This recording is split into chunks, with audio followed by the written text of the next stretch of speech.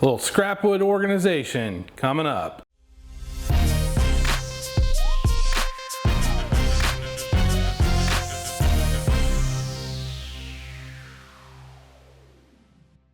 What's up, everybody? Welcome to the latest episode of The Average Craftsman. My name is Tim, and on this channel I do woodworking and DIY projects, so if that remotely piques your interest, please consider subscribing.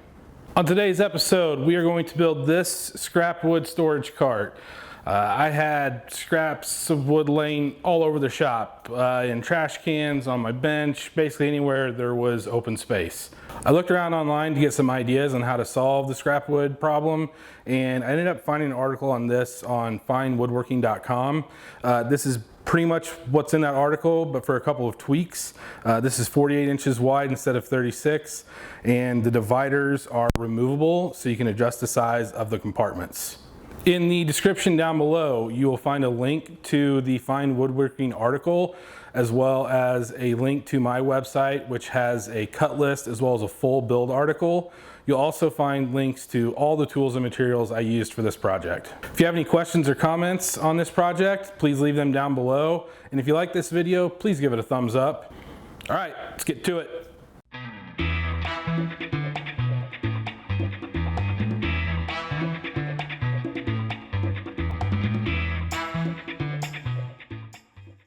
I started out by breaking down the 2 sheets of plywood with my track saw. I just got this track saw and wow, for breaking down full sheets of plywood, this is so much easier than wrestling it around on the table saw and quite a bit quicker and more accurate than using just a regular circular saw.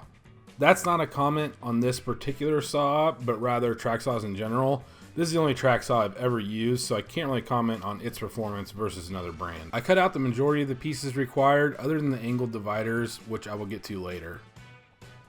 I cut these pieces down to their final dimensions at the table saw and the miter saw.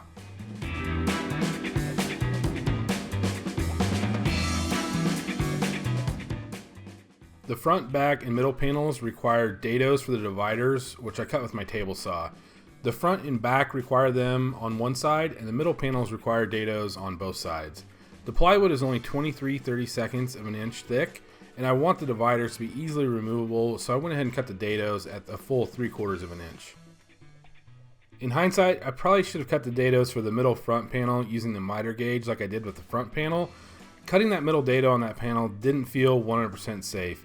When you're cutting dados in panels like that, you have to make sure that the workpiece doesn't twist on top of the table, or you could get some nasty kickback and that panel could come right back at you.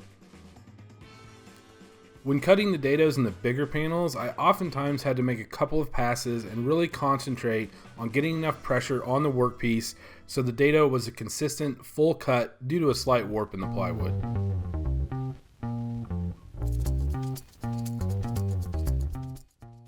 With all of the pieces cut, I can now start drilling the pocket holes.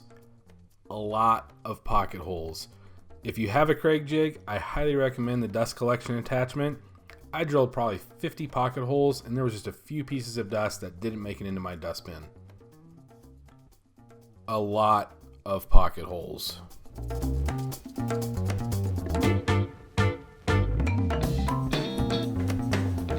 I applied Titebond original glue to every joint and then secured everything with 1¼ pocket hole screws. I probably should have drilled all the pocket holes on the outside so the screws angled into the wood rather than towards the edge, but I know this is only a shop project and I didn't want all the pocket holes on the outside. However, the way I was doing it made aligning the edges a little more difficult because as soon as the screws started going into the wood, it would move the piece around. But between the Craig clamp and a couple of parallel clamps, I was able to make it work pretty well.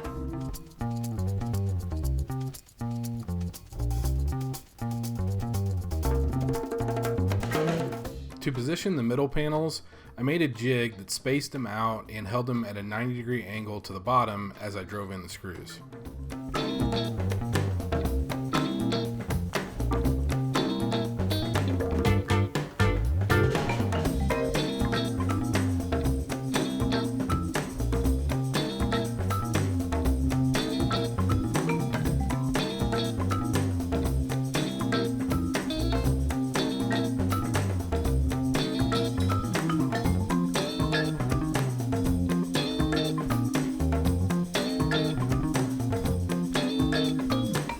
The box is put together, and that's really it as far as assembly goes. I obviously want this to be mobile, so I attached some casters with some 3/4 inch screws. I might end up replacing these though, as it didn't really roll that well. I'm not sure if that's because of the size of the casters or if they were just a crappy set of casters. Oh well, it works well enough for now. I then went over to the table saw to start cutting out the dividers. I cut a bunch of pieces the same width and then planned on cutting them each diagonally to make each of the dividers. Somewhere along the way, I made a mistake interpreting my cut list and ended up wasting a whole bunch of plywood. Someone once told me to measure twice and cut once. That probably would have been really helpful in avoiding this mistake. I cut the divider strips down to size and then put them in place so I could mark off where they hit each panel. I then drew a cut line and cut them on my miter saw. I have a 12-inch sliding miter saw, and it was just big enough to make these cuts. If you don't have a large sliding miter saw, you can use a circular saw, no problem. Once I had all of the angles cut, I cut the pieces to length at the miter saw and then placed them into their slots. The first 3 dividers were done, and now it was just rinse and repeat for the remaining 6.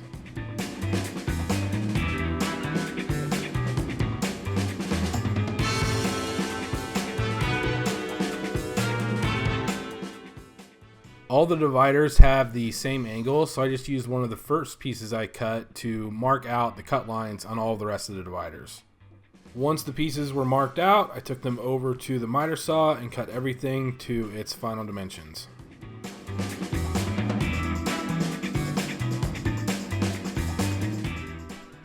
I checked to make sure everything fit and then sanded it all down with 120 grit sandpaper on my random orbital sander.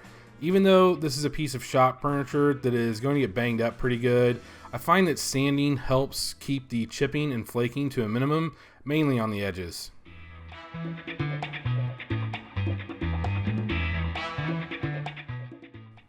All done. Time to fill her up.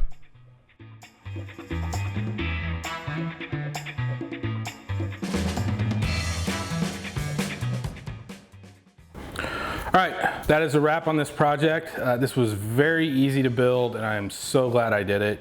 I am much more organized, and more importantly, my scraps are much more accessible. If you like this video, please give it a thumbs up, and if this is your first time here, please consider subscribing. And don't forget, down in the description, you'll find links to the Fine Woodworking article that inspired this project, as well as links to my website, which contains a full build article and a cut list, and links to all the tools and materials I used on this project. Lastly, find and follow me on social media. I'm most active on Instagram, Facebook, and Twitter. All right, thanks for watching. I hope to catch you on the next video.